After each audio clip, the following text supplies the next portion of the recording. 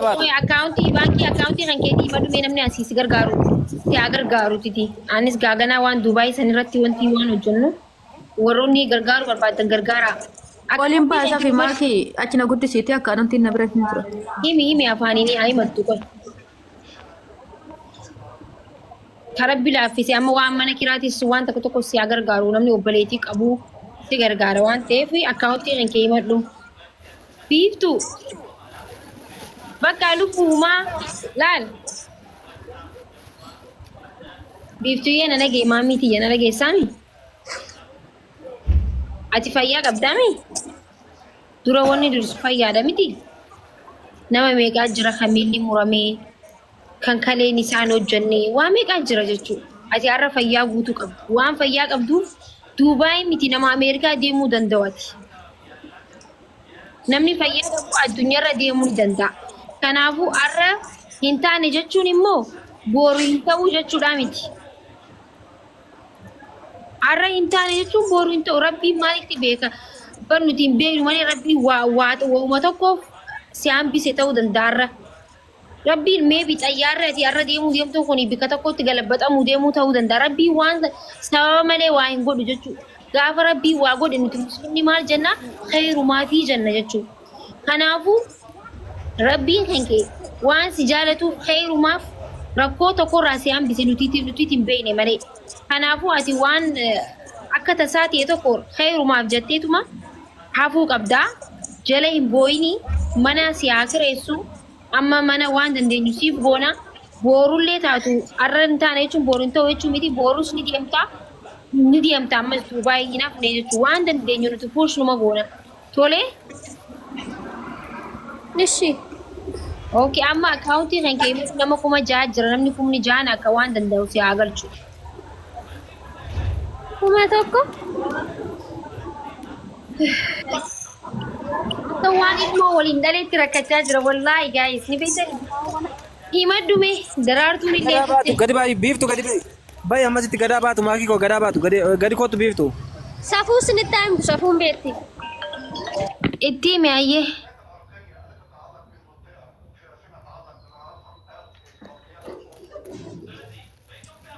Akkaawuntii isii himi rubbu warri tikeetta bitaniif.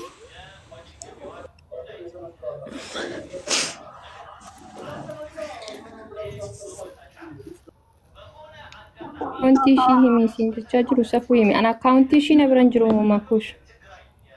Safuu.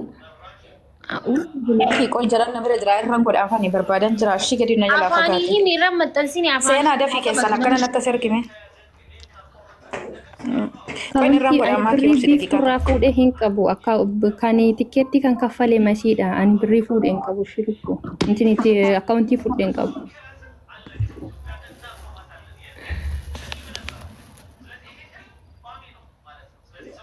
Makuush nama kuma jiraata jira. Angidi badiin qabanatti hin fakkaatu. Tikeetti ishii tikkiilanyam tikeetti muree darso malsii muramee egaa viiza dogoggora ta'ame waan ta'eefi amma dhiisaati amma gaa waan takka seemi laa khayrumaaf ta'e wal komachuun isin barbaachisu bakka rabbiin fide hay lubbuun namaatu ni dabartii bakka haftee mi isii waanan isii nagee qabaachuudha isii osoo waa takka taate maal taana nuti har'a waa hedduu nu dhagaama kanaafuu tahee miti wal komachuun haa hafuuti kara furmaata haa deemnu amma nama kuma jaarratti akkaawuntii si haa himattu karabbi laafisee maallaqa galchuu mana kiraa kireeffattu kuma Akkaawuntii 1,000. akkaawuntii ishii sitti 1,000. 68 nagaama. Dhaqabadhaa faamilii. 1,000 68 duwwaa 7 30 451. Ayyee warri galchitan immoo keessaa risiita naa ergaayee hin galateeffadha keessaan naa ergaa. No, akkaawuntii biraa barreeffamaa irra fakkaata iddoo tokkotti. nagee sagalee si biraan jeeqa.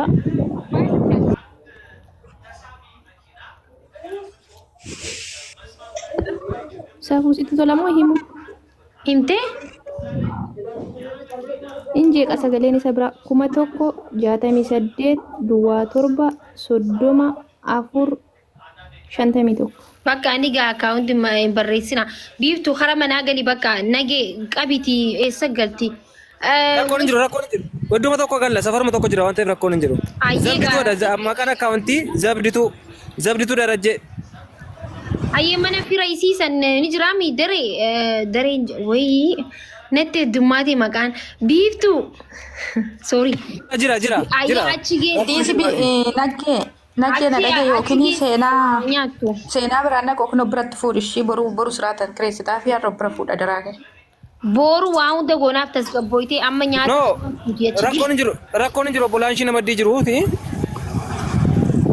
Obbolaan ishii namaddii jiru asuma jiru obbolaan hin deemne waan ta'eef wajjin waan jira kun obbolee waan ta'eef rakkoo miti.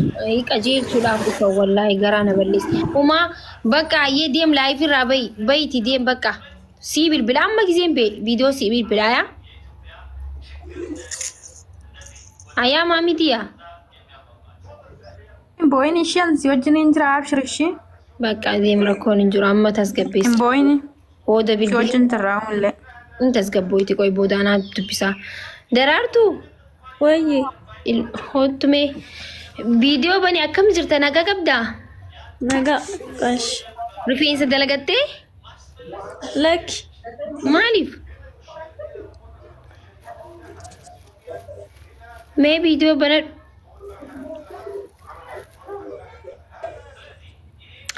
akaawuntii keetis jijjiiramee wanti hundi sirraa'ee jira miti reefu maanaajara baankii dubbisnee turre. Silkii quxurii haaraa waa hundaa'u sirreessanii wanti hundi sirraa'ee mi? Sirraa'ee jira. Paaswoordii ni beektaa mire waa hunda si garsiisan. Kan kamii? Wanna hundaraa kana booda maallaqa sumaa baafachuu danda'a. Namni sirraa baasu hin jiru.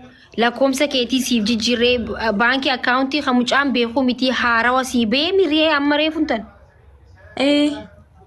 Fudhanne deemee amma fudhanne ganaadha. Ni fudhattee siif sirreessa. Wanti rakkoonni jira bikka amma jirtu kana sii mijaa'ee si tolee jiraame wanta akka rakkoonni jira. Lakkama tokko hin jiru. Gammachuu qabdaa? Maazariingis takka takka illee ilmoo sirraa qabdi. Ammaniin bilbilaa fi wajji deemiti. Himeen jiraaf jechuu amma reefu dubbisee waliin deemtee achuma gibbii keessa manni rifeensaa jira.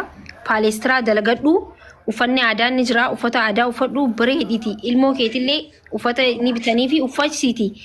Viidiyoo bareeda booru nama kaameraamaanii siif godhaa. Akkas jettee viidiyoo poost godhatta. Eshi. Amma deemiti rifeensa dalagadhu bakka. Eshi galatoomii lubbu. Rakkoon hin jiru haa?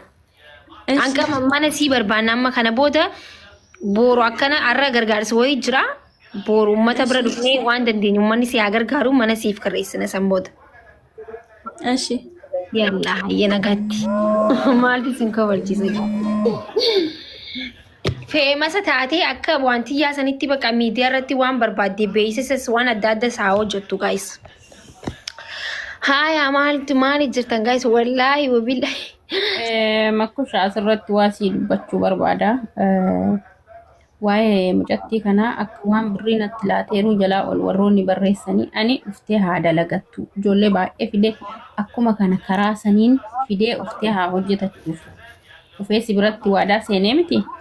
Akkuma waadaa seene viizaa haqa kiyyaa maallaqa kiyyaan baasee sitti ergame makkish. Dhugaadha barmasiyyaa ammaatti wal dhabbee laa namni tokko gaafa wal dhabu ammaatti Dhabdeen jiru tokko hin jiru maaliif kanaan dura immoo hin kanassallee namni tokko dhufee amma laali makkiko sababii maalirraa kan kaase erga mucaan eerpoortii keessa seente maaliif kaansilii gootee rakkoo maalii jedhame gaafatamuun hin malu. Barnasreen amma akka nasreen dubbateetti jechuu wal dhabbii isin lameen jidduu jirtanii fi barsiyuu dubbisuun barbaadinaan barbaadu jaambar mucaan sababa nasreen dubbisa jee jaanii dhageesse. Amma immoo kun rakkoo qabanii seera akka warra kaan boosisanii akka Masii tikeettii kana dura seenatu kuten jenneeti. Akkamitti amma nama biraatti darratta. Amma kanaaf Laarree tikeetti eenyu kutere amma jandaana godhachuuf deema jandaana godhadha. Sumni tokko Ayyee masii ajandaa sun godhadhu qoyi uummatatti dubbadhee bu'alaa. Uummata dhaggeeffadha. Asii qoy. Tikkeetti nuti yoo tikkeetti nuti walitti guursisee biizaa masiituu birrii ishiitiin baasee jechuudha. Birrii biizaa birrii lamatti hin daballe nu cubbuu amma dubbii maandiisni amma laayii bakka. Ay na kabajjan bakka mi. Amma dhiisaa bakka baay'ee. Laal uummata kiyyaan hunda keessan waan haaf tokko isin jaaladha. Bakka teemi amma badee badee miree amma yoo badee isinis intala Oromooti. Haa balleesses Oromoodha. Maal gooname amma maal goona yee badee maal gooname yoo wallalu wal arrabsuu ni ajandaa. Tonkulaa maatii dhugaa rabbi baay'ee hojii laffaate galatoomtu waaqa galatoomi maasii. Waan gaaffii natti ta'e bari. Baraarree borree wajjin turraa masii galatoomi nagaan naa. Mana banatee arrabsuu minaan waan akkasii yoo isin dubbii guddistan namni akkasii. No mana baneen arrabsu maal lafa. No atiin baan. Ammallee walumatti guurreetuma finna rakkoon qabu. Waan sin dhibee makii an sin biran jira.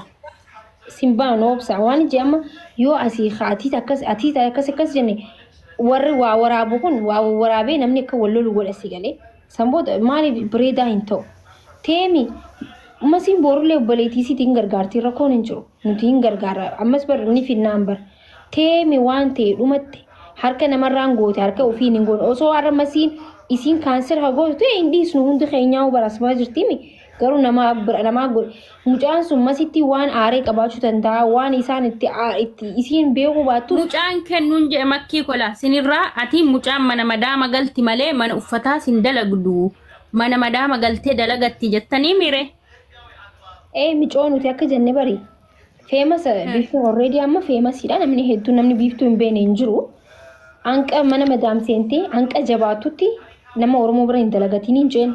Ummata waliin hanqa jabaattee maallaqa qabattee namni kamuu gizee dura lafaa ka'u amba bira dalagee jabaatee sanboota abbaa fedhe bira promoshina hojjetti feetu gadaa bira hojjetti akkas hanqa jabaattutti mana madaam haa hojjettu hin jedhu waadhee kana nama hundaa nama kumshan isaan immoo gurgurachuu waan barbaadanii fi arabatti yeroo nam tokko fidu birrii 5,000 gurguratta sana waan barbaadaniif viizaa sana kaansilii godhan immediately si galee ishee airportii keessa seenu viizaa ishee kaansil na jalaa godhan asittoo maal gochuun qabame makki ani birrii kiyyaanin baasee dafqa kiyyaanin baasee asitti maali dogoggorriti ani ufiif iyyuu maraataa jira ba. Bakka dhumatti bara amma rabbiin hambisee micooti gurguramurraa rabbi hambisee adagaa isiidhaaf kaayyame irraa rabbi hambisee rabbi waan nu jaalatuufu hambisee waan uumamu deemu rabbiitu beeka islaama achi dheeyxee rakkoo bira seente anu amma asii maal taana oromoon maal taate nu hundi keenyaaf yaada keesseen achi jiraadhee biran dhaqu rabbiin adagaarraa hambisee jechuu amma gizee akkatti ilaalu kaman gaagaan ottaachuu gizeen akka ilaalu jechuudha khayrumaaf wallaahi nuti amma khayrumaaf janna laal gudura aareen ture boo'uun ture gizee biiftuun boochuu waliin. Amma rabbi hambisee masiitiyyaa atiilleeni dararamtee waliin dhaabbattee jirta galatoomii siin jechuu barbaadan akka maakitti humaa rakkoon hin jiru bakka rabbii waan ta'ee jira dhumatte kaafteetu guddoodha alhamdulillah rabbi ilaalamiin tolee. Balatammoo makkii koo waa cufa siin ka'a teelegiraamii ilaalii an haqan qaba si galee birrii 700 miti birriin torba nama dhibdi birrii 700 jechuun immoo ani waan tokko biizinisa kiyya babal'ifachuuf itti dabaluuf nama naa gadi ta'e nama cabe gargaaruuf ofii kiyyallee of jijjiiruuf namatti kenne miti namni yeroo maallaqa argu maaliif yaa rabbi rabbiin gubbaarra jira miti maaf yeroo maallaqa guddaa argu namni nama jibba makki kiyya birrii 700 kaashii itti kenneetiin jira eeggataa jira gadi bahee miidiyaatti dubbachuu hin barbaanne garuu amma narra darbee hojiif itti kenne kan namni hojii hojjetu ilaal waliin hojjechaa gaafa deemtu maallaqa kee itti kennitaan nama tokkorraa kaampaanii nama tokkorraa yeroo viizaa bitattu viizaan nama tokko meeqaan akka bitamu tilmaama gooteen itti kennitaan. Yaa baasu haqa keetillee haqa kiyyallee rabbinaa haa baasu ani immoo jechuudha dandeettiin qabuun humnan qabuun madaamillee qopheesseef yoo ufte ganda namarran takarattatiin biiroo namaa keessa 4-5 hin taa'in madaamii argee fi guyyaa borii mucattii kana sii fidadee walii galtee godhee lafa kaa'ee fi erga isheen eerpoortii keessa geessee viizaan ishee kana salameera jechuun maaliif Anu ta Arabii faa barsiisu ture yoo madaam akkasitti haadar jeen akka zeen Arabii faa hayes lafatte fe akkasitti jechuu hay dilaachin bakka wallahi rakko wallahi khairu ma fi rabbi Arama kush Aramakushin qalladin yedemicatti riippoortii seentee barnaasir kaansiltaate jedhee kan bilbile seentee barchaa hojjettee Amma bu'aa hin qabnu sini galee maaliif jennaan taatee miti laal akka tokkotti reefu gaddee imimmaan hundana dhufe amma gisee laalu bakka khayrumaaf si galee waan takka gaafate giseen akka laalu wallaahi waan guddoo takka biiftuudhaaf rabbii waan guddoo kaayu malee micoon tun ni beeka rabbiin akka haadhaaf abbaa hin qabne rakkattuu akka taate ni beeka jechuudha. Waan ni beeka rabbiin har'a garuu waan guddaa isii kaayee jira. Kanaafuu humaa gochuu hin dandeenyu jechuudha. Biiftuun dhuftee biiftuu kana booda hin boohin dhumatti. Viizaan nama tokko immoo yeroo kaansil ta'u makkii ko kaansileeshinii qaba. Viizaa nama tokko yeroo kaansilii goonee ijoolleef erginu kaansiliin sun waraqaa irratti maqaa kee kana kaansil ta'ee sii kennama. Erga viizaan kee kaansilii ta'eera biiftuu hin boohin Oromoon dilli tun si waliin jirti laal namni Oromoo kumni rakkoon tokko hin jiru sirreeffama bakka achitti hin Boin shamoo ati micoota kana Te biftu kuin sibiratti mo galte. Samila itti muranii akkatti kofartee gammachiisa. Ya ishi wajjin gali bakka kuin fuudhiti gali itti rakkoo tokko kon jiru sirreessa ishii boru nakkee sirreessa. Wanti dhiphattu hin jiru ana jira. Ya okay fuudhi. Oromoo dilli tun jira eessaa jira meegis. Wajjirra barra yaada boossi wanta nama hojjisu hin jiru kun. Sagalee ol kaasaa digis takka jirra jaa. Jirreedha. rakkoo tokko qabu shimaaki. Maal jechuudha? Rakkoo hin jiru shi. Hayya. Biifu.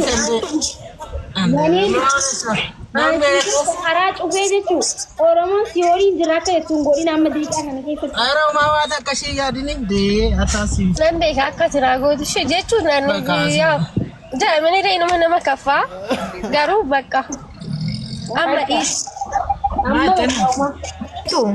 Beektu dura kalee maal asiin jedhe rakkoo si qonnamuu danda'a booleedhaa deebuu dandeessa hin boo'ini mataa keessuuf hin dhiphisiin siin jenne moo hin jenne bakka kun chaansidha irra deebinee siif hin Booda si dawwala. Ayyachaa bocaa nagaan tura. buusi maakiin oo buusi Akka amma kofatee viidiyoo irra cufoof hin buusi. Akkuma titififiyaa. Halas akkamatti as gabbooytee jirti amma dhumattee bara. Ammas gisee yoo mana banteellee waan kanaatti naasa'inaa bakka rakkoon hin jiru maanni sirraawa. Hayyee hundi keessanuu kabajamtootaa fi jaalatamtoota ijoollee Oromoo waan dhuftaniif galatooma ammasiin arrabsinaanii dhiisaa ammasiinis akka nama tokkotti harka isiitiin waan gootee miti waan isiin balleessitee miti nama isii wajji hojjettutu kana godhee kanaafuu waan inni godhee firree rabbiitu beekaa dhiisaa yaa uummata keenya bakka.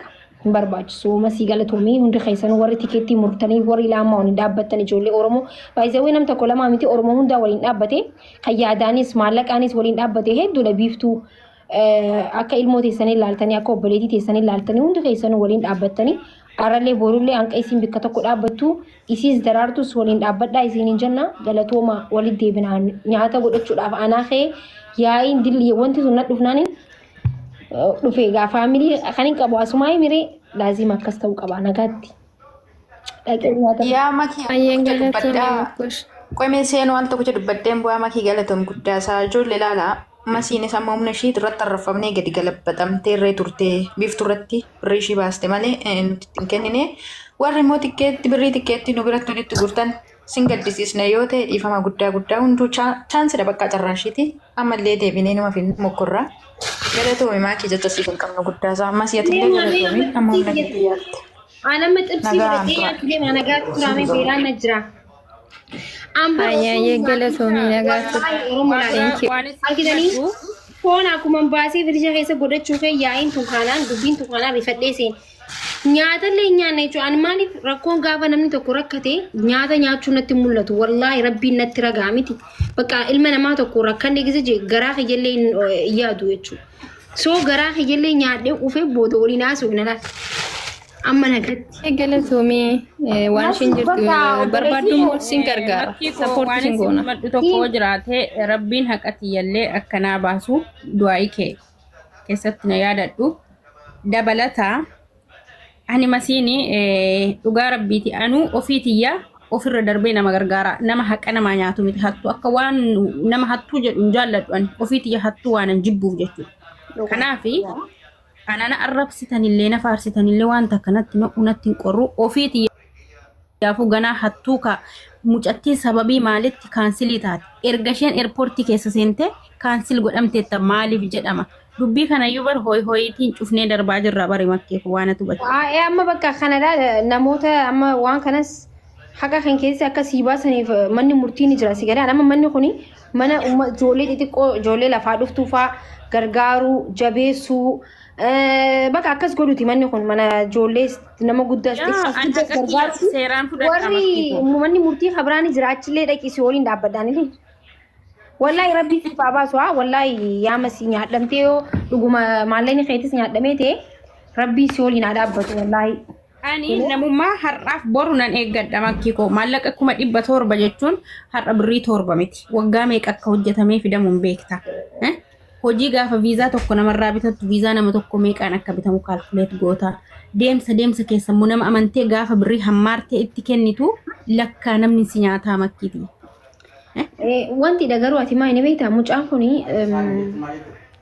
maqaan isaa inni ture raafad mucaan kuni jechuun nama guddaadhaani yaa hin beektaat ani hin beeku jechuun reefun tana akka maqaan isaa akka nama guddaati gizee maqaan nama ijoollee jiru garuu gizee akka nama guddaatti yaamtan dhageeti maa inni beektaa oguu duraatu maallaqa namarraa qabdu tokko nama waan akkana maallaqa kan keessiin deebisne illee yoo ta'e naan koo barsiisina guys wallahi koomantii ni jiru uummanni kun fayyaa qabu maqaa isaatu reefun tana dhagee laal oguu duraatu sila maallaqa kan kee deebisachuu qabda ture waliin dalaguu qabda ture maallaqa kan kee ergasii deebise booda hojii itti fufuu qabda ture si galee ani bari makki yaadatta taate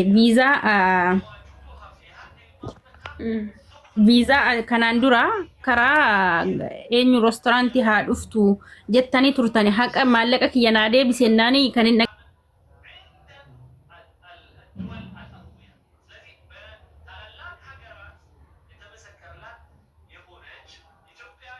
viizaa kana baase waan si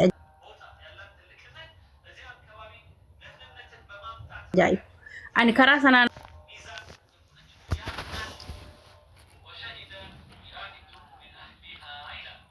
dhuftuuf idilii ta'eetu ba'eef malee maallaqa kiyya dura itti kennisi galee akkuma waadaa seeneen ijoollee naannoo ijoollee 13 waan akkasii viizaa isaanii naa baasidhe itti kenne san booddee immoo biiftuun deemsuma keessa guyyaa tokko mana gadaa restorantii hin fidamnaamin jedhanii atiin illee dhiisii haa fidu gadaa restorantii dhiisi masiikoo galatoo minaan hin jenneeni yeroo sanii maallaqa kiyya naa deebisennan viizaa kana baasee natti erge jechuudha.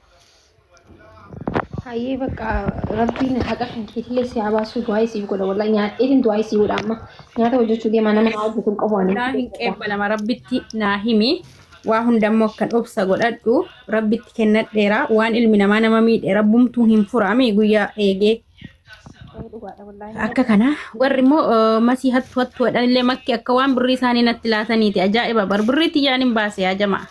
Oromoo laala hedduun dhufneetiin qaamfatanii jirti Oromoo waan hojjetu beekaa ati waan hin goonetti abbaan filee haasalee irra kaa'eeti ummata dhiisaa bakka jennee dhiisaa kayoona kabajjan dhiisaa bakka hin barbaachisu. Amma nuti biiftuu akkamitti achi geessinaadha bakka kana booda amma waa hedduu hojii hedduu qabna waan gaddalee baay'eetu jira miti hedduu jira daraartulee kanaa mana kireessinaa fi waa hedduu goona ammallee isumaa inni goonaaf rakkoon hin jiru bakka uummata godhiisa masii bakka rabbiin haqa kan keessi yaabaasu obbaleetti koo'ee nagaan turii ba'uuf deema nyaata hojjetu deema. Akka firija keessaa foon baasetti bar biiftuun boocheen bibitti ati asiin biroreessita barri fadhee Sambooda mucaan nama miidiyaati jennaan kootaa dubbii miidiyuumarra fixnaa nama miidiyaati jennaan biiftuun akkasi dhufee si galee.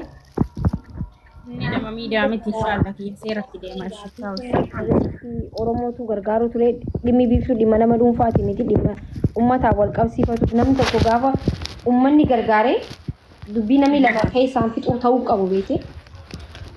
Kanaaf bal'oo uummanni kun beekuu qaba jechuumaaf dhufne. Galataa akka dubbii uwwistanii fi miti gaayis wanti ta'e akka hubattanii fi akka faamiliitti waan isin laalluu fi arrabsuu